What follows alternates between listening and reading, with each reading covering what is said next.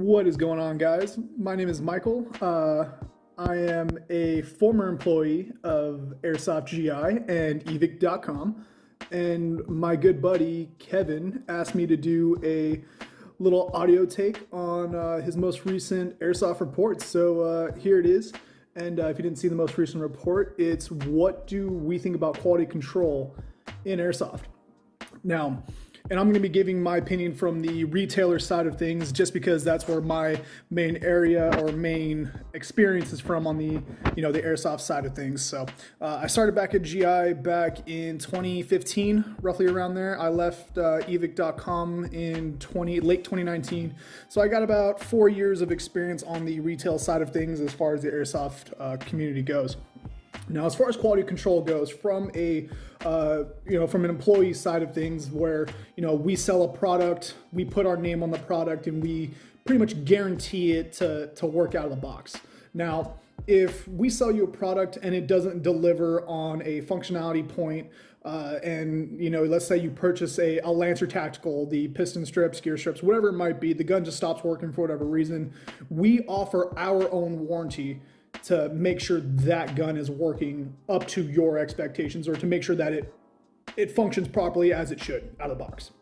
Now, if it fails, we're the ones providing you a return shipping label to ship the gun back to us. We're the ones that are paying our technicians to fix it, put our parts into it, make sure it's working properly. We send that back out to you, and that's working just fine.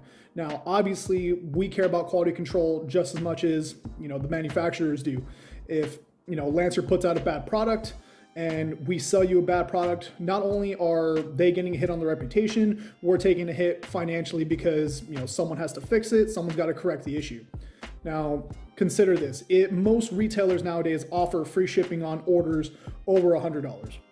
Now, a Lancer Tactical, you sell that to a customer at 120 bucks, and this is getting into like the wholesale side of things, so I won't get too into that, but they make a margin on that. So let's say they make a 30-40% margin. So let's say they buy the gun from the distributor for 80 bucks, they sell it for 120, they make 40 bucks off the gun. Now, if they offer free shipping on that, shipping is anywhere between 15 to 25 bucks to ship anywhere in the US. If you're that guy that lives on the East Coast, most retailers are in California, that's going to be a $25 shipment. So boom, $105 for it to arrive to you. Now, best case scenario, you get the gun, works just fine, end of story, that's it. But you get a faulty gun out of the box. Now, we as a retailer, like, okay, the gun doesn't work anymore, no problem, we'll have it brought back. We'll provide you a label, everything. So we provide you a label, it's another 20-25 bucks to get it back, so that's 125 now, and that you paid 120 for that gun. So now the store itself is in the hole $5 just from getting the gun back from you. That doesn't include the time it takes for the employee to go pull the gun, to have a technician check it out when he gets back, work on the gun, send it back. That's another 20-25 bucks to go back to. So all in all, if one of these issues comes up, the company you purchased it from is probably in the hole an additional 70-80 bucks. And that's why we care about quality control from the retailer side of it. So don't think that, if a store or sells a product, we're selling these products on good faith that they're going to work. If products have too high of a failure rate, eventually they just stop being carried by stores. If you look onto evic's website, there's a reason they stopped carrying the Lancer Gen 1s, because they had a very high failure rate and they just didn't want to deal with that issue anymore. But if you look at some of the newer products, they have a very good rate of success. But a lot of people say, oh, Lancer Tactical has a bad name, this and that. Yes and no. The Gen 1s, they were absolutely terrible. No one's going to deny that fact, whether you talk to anybody from Airsoft GI, evic.com, I'm pretty sure Airsoft Megastore, Airsoft and More, AEX, Red Wolf, I'm pretty sure all these big box names will tell you, yeah, the Gen 1 Lancers were absolute garbage, and no one's gonna dispute that. But when Lancer rolled out the Gen 2 models, they were a fantastic upgrade.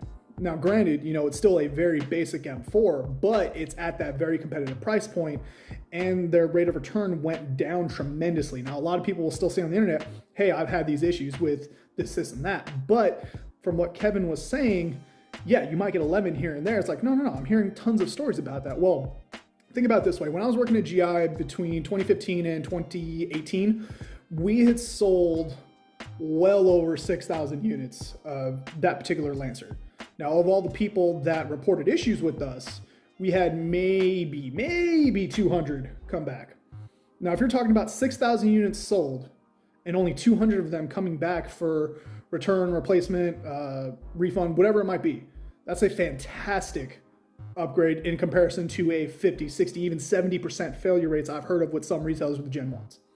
So when it comes to quality control, there's a lot of things that really go into that, and that's a very key and important aspect on the retailer side of things, not just the manufacturer side of things.